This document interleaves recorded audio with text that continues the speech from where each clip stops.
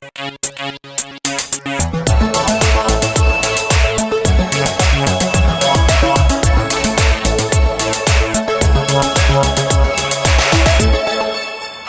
my name is Sandeep, a developer advocate on the Google Cloud Platform. Welcome to the Google Data Center at the Dalles, Oregon. Take a look around. Before we go inside, we need to make sure that we have the appropriate security clearance. Most Google employees can't even get in here. So let's go on a special behind-the-scenes tour.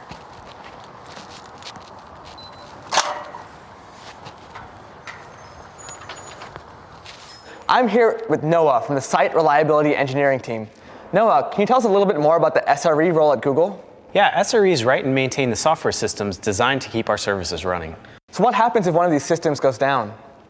We've designed our systems from the ground up to be able to handle any unexpected failures that might occur. We have highly redundant power, networking, and serving domains, so that even if we do lose an entire cluster, we're able to redirect those workloads and live migrate data in order to minimize any impact. In addition, we have a team of SREs on call 24/7 that can tackle any problems that might arise. Thanks, Noah. So now we learned more about the systems that manage our fleet at Google. Let's take a deeper look at the data center infrastructure itself. Welcome inside. Before we can continue further, we need to go through the biometric iris scan and circle lock. These only allow one person in at a time and require dual authentication to continue further. I'll see you on the other side.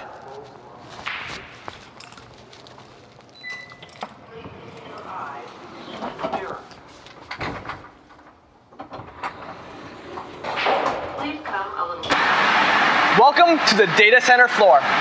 As you can tell, we have a lot of servers, and this is a single cluster in a single floor in a single building.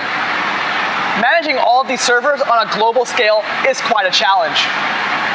To utilize our fleet, we use tools such as Borg, Colossus, and Spanner. You may be familiar with similar tools such as Kubernetes, Google Cloud Storage, and BigQuery.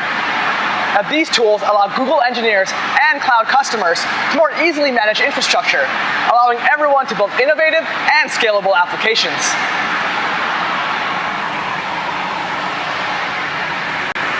Here at Google, a lot of our infrastructure is custom-made.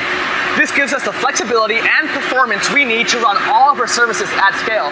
Oh, hey, it's Virginia, one of our network engineers. Hey, Sandy. Virginia, what are you working on today?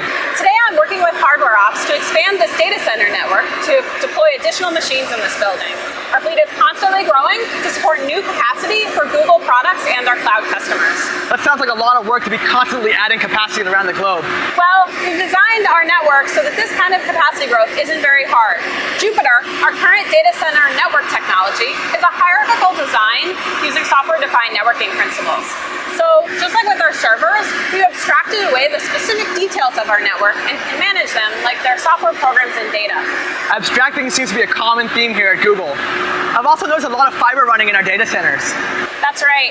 A single building can support 75,000 machines and carry over 1 petabyte per second of bandwidth, which is actually more than on the entire internet. Wow. This allows us to reliably access storage and compute resources with low latency and high throughput.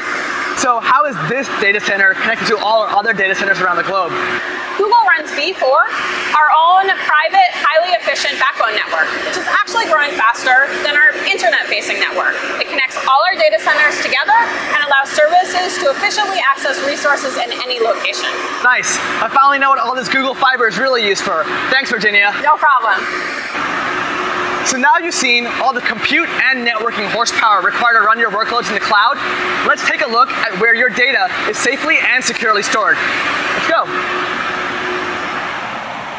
Whether you're querying terabytes of data on BigQuery or storing petabytes in Google Cloud Storage, all of your data needs to be stored on a physical device.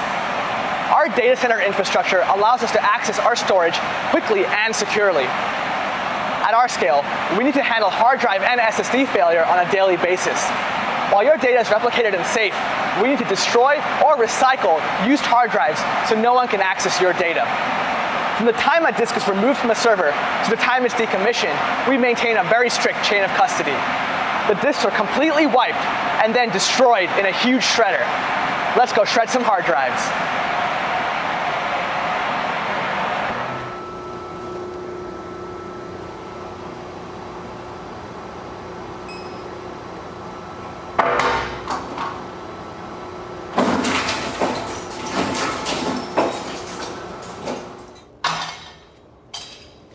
We've looked at a lot of the hardware that runs in our data centers, but it doesn't end there. We need to cool and power our infrastructure in an environmentally sustainable and reliable way. Let's take a look at how we cool our servers. Welcome to the mechanical equipment room. Looks pretty cool, doesn't it? Oh, hey, it's Brian, one of our data center facilities technicians. Hey, Brian. Brian, can you tell us a little bit more about this room? Sure, well, this is a cooling plant for one of the data centers that we have on site. So a lot of heat is generated on the server floor, and that all has to be removed, and that starts right here in the cooling plant. So it's basically two loops. We have the condenser water loop, and we have the process water loop. The process water loop are these blue and red pipes over here. So they take the heat off the server floor, and they transfer it to these heat exchangers here. The condenser water loop are these green and yellow pipes here. They take the cold water from the basin underneath us, they transfer it to these heat exchangers here, and they send it up to the cooling towers up on the roof. I notice our pipes are Google colors. It's pretty cool. So how efficient is our data center? Well, Google has some of the most efficient data centers in the world. In fact, when we started reporting our power usage effectiveness, or our PUE, in 2008, most other data centers were around 100% overhead. At that point in time, Google was 20% overhead, but since then, we reduced it to just 12%. And that even includes our cafeterias. Whoa, that is so low. Also, what's this big green machine for? Oh, well, this is a chiller. We very rarely use them, but it helps keep the process water temperature in the desired temperature range when it gets really hot outside, basically helping the cooling tower do its job. In some of our newer data centers, they have no chillers at all. I love how our new data centers are even more efficient. By the way, can we go up and take a look at a cooling tower? Sure, let's go. Wow, what a view up here. So Sandeep, this is a cooling tower. It uses evaporation to rapidly cool the water from the condenser loop and sends it back down to the basin. You could say we're making actual clouds with the cloud. Clouds making actual clouds. Welcome to Google. So Brian, how do we power the cloud? Well, that all starts at Google's power substation. Let's go take a look. So this is the Google-owned power substation. This is where the high voltage power enters the site, it's reduced, and then sent to multiple power distribution centers such as this one right here. What happens if a power distribution center loses power? If it loses power, we have multiple generator and utility backup sources available to maintain power to those servers. And where does all the power come from? It actually comes from multiple hydroelectric power plants that are nearby. I love how Google uses reliable green energy whenever possible. We are 100% carbon neutral, actually. That's pretty cool. You know, it seems like Google builds reliability from the ground up, from the power and cooling all the way to the software systems that manage our fleet. Thanks for showing me around, Brian. No problem. Have a great day. Thank you for joining me on this special behind-the-scenes tour. Please check out cloud.google.com to learn how you can build what's next.